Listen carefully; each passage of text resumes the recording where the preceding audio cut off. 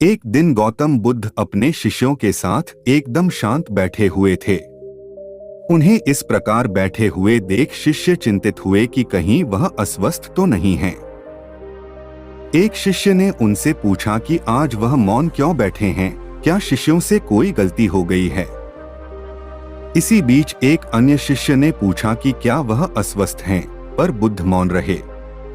तभी कुछ दूर खड़ा व्यक्ति जोर से चिल्लाया, आज मुझे सभा में बैठने की अनुमति क्यों नहीं दी गई है। बुद्ध आंखें बंद करके ध्यान मग्न हो गए। वह व्यक्ति फिर से चिल्लाया, मुझे प्रवेश की अनुमति क्यों नहीं मिली। इसी बीच एक उदार शिष्य ने उसका पक्ष लेते हुए कहा कि उसे सभा में आने की अनुमति प्रदान की जाए।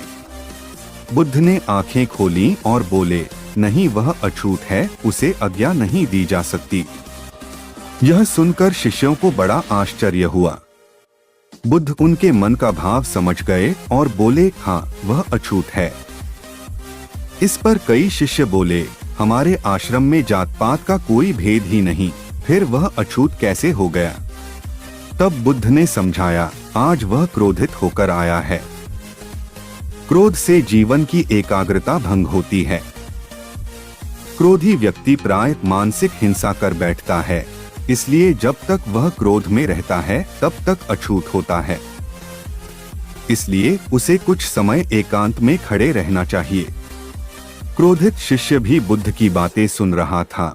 पश्चाताप की अग्नि में तपकर वह समझ चुका था कि अहिंसा ही मनुष्य का महान कर्तव्य व परम धर्म है।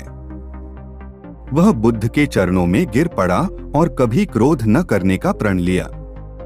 शिक्षा आशय यह है कि क्रोध के कारण व्यक्ति अनर्थ कर बैठता है और पश्चाताप उसे बाद में होता है, जिसका कोई लाभ नहीं मिलता। इसलिए हमें क्रोध नहीं करना चाहिए।